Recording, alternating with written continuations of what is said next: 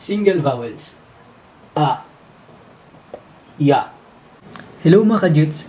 Salamat nga pala sa pagsama sa akin sa pag-aaral ng lesson number 1. Ngayon naman pupunta tayo sa kajuts lesson number 2, ang single vowels at ang double vowels. Tara, samahan niyo akong mag-aral at matuto. Let's go! Single vowels. A, ya. O, yo. O, yo. U, yu. I. Ito parang nag-ano ka lang. A, E, I, O, U. Yun yung pagbigkas nitong mga single vowels natin. Punta naman tayo sa double vowels. E,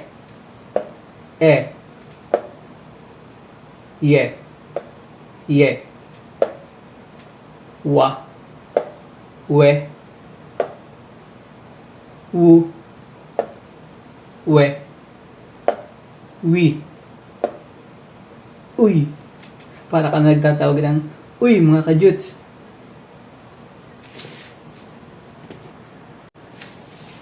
At meron tayong nakalimutan na isa pang tawag dito, isa pang double vowels, ang ating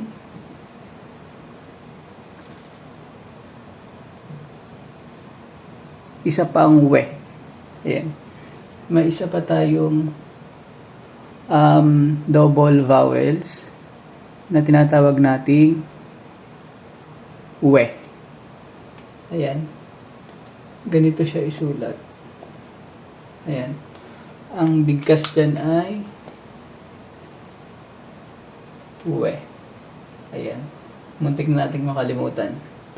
Sa modern Korean pala, yung mga bigkas na magkakapareho ay iisa na lang din nilang iisa na lang din binibigkas. Tulad ng tsaka ang pagbigkas nila dyan ay ganito na lang. Ayan.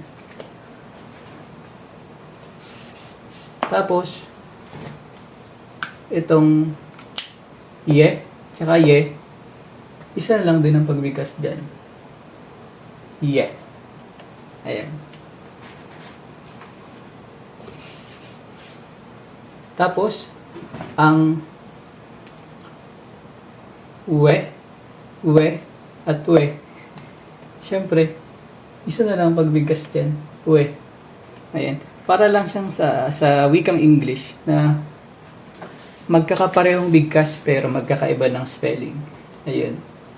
Yan po ang ating single vowels at ang double vowels.